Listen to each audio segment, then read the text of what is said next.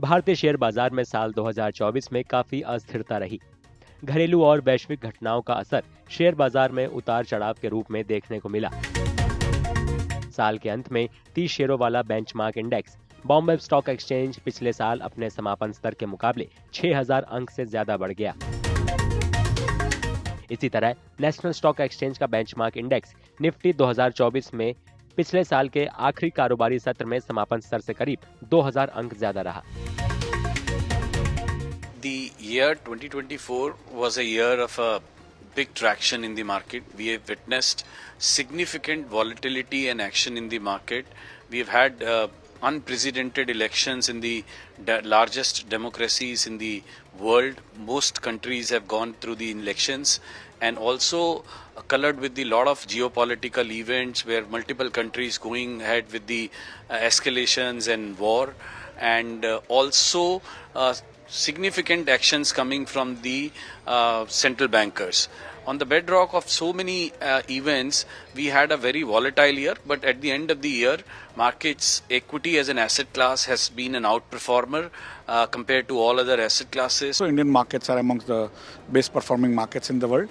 And naturally, India's young population with high technology orientation is going to have a very nice 25-30 years going forward. Broadly speaking, because the last quarter had an issue on the infrastructure spent by government because of the elections. Now that has started picking up, and I think when you see the quarter 3 financial year 25 growth rates and all, you will see that it has climbed up already. And overall, India will do well as a financial year put together, but also for 25-26 going forward. 2024 में share बाजार पर असर डालने वाली पहली प्रमुख घटना थी आम चुनाव। चुनाव नतीजों में अनिश्चितता का असर निवेशकों के रुख पर पड़ा। इससे निर्माण, इस्पात और सीमेंट जैसे क्षेत्रों को बढ़ावा मिला। वैश्विक आर्थिक हालत का भी शेयर बाजार पर असर पड़ा। तेल की बढ़ती कीमतों से तेल और गैस शेयरों में बढ़त दर्ज की गई। I think the biggest event for the market was the middle of the year general elections in the country, whereafter the market surged to record levels after some reactions because of opinion polls and so on and so forth. That for me was the biggest event as far as the market is concerned. Then after elections, the surge in infrastructure investments by the government, because there was a policy paralysis because of the model code of conduct. But soon after the elections happened, the big push came from the government for infrastructure investment, which took the markets to more than 26,200 levels as far as Nifty is concerned.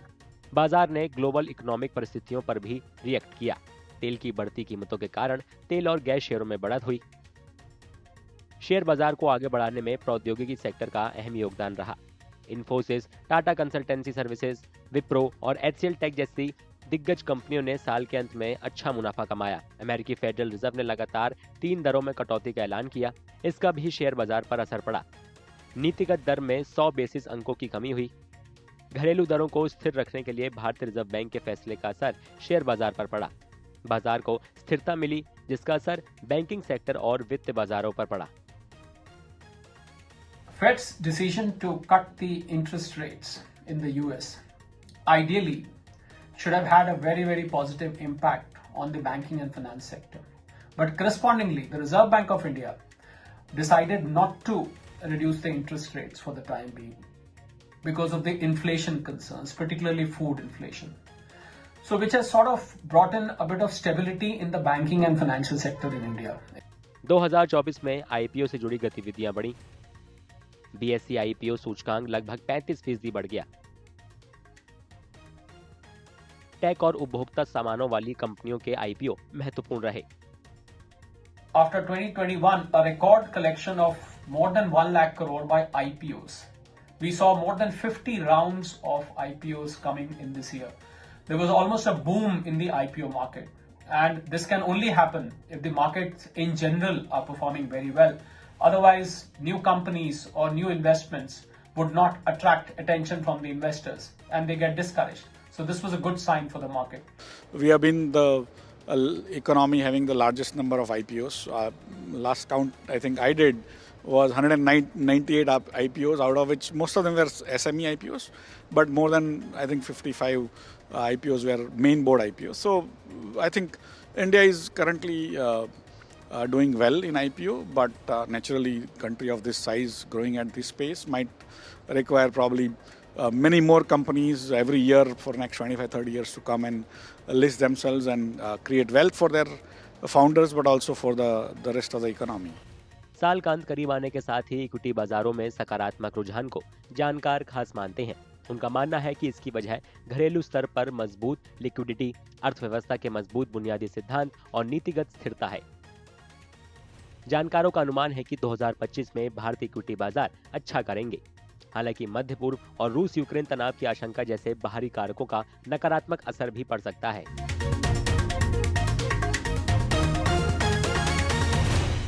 I think India is best placed in terms of a macro environment.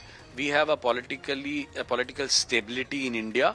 After the general elections, whatever skepticism was there, that is no more there.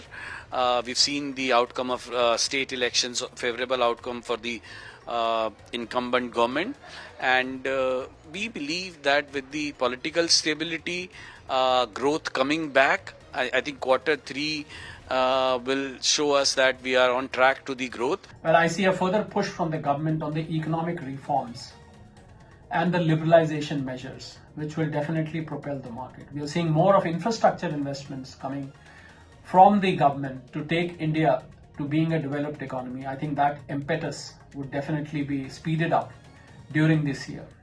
Apart from that, I think the push on technology and digitalization is further going to boost the market sentiment. निवेश विशेषज्ञ भी जोखिम को कम करने के लिए वर्ष 2025 में परिसंपत्ति आवंटन पर ध्यान देने के साथ मजबूत बुनियादी सिद्धांतों वाली उच्च गुणवत्ता वाली कंपनियों पर ध्यान केंद्रित करने या म्यूचुअल फंड का चयन करने की सलाह दे रहे हैं। One should focus on a very high quality companies only. Do not look at the just overall indices level, or do not get colored with the views on the sectors. Go ahead and do your study and focus on the bottom up stock picking, high quality counters where promoters have high integrity, where you have a good earning growth as well as visibility on a good business model. I think these should be the parameters while analyzing the stocks.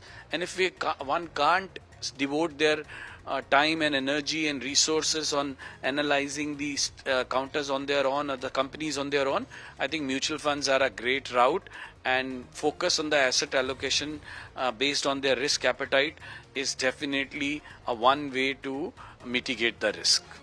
अगले साल mid cap और small cap शेयरों से भी काफी उम्मीदें हैं। ये घरेलू खपत में बढ़ोतरी और बुनियादी ढांचे पर सरकार के खर्च करने जैसे कारकों से प्रेरित होंगे।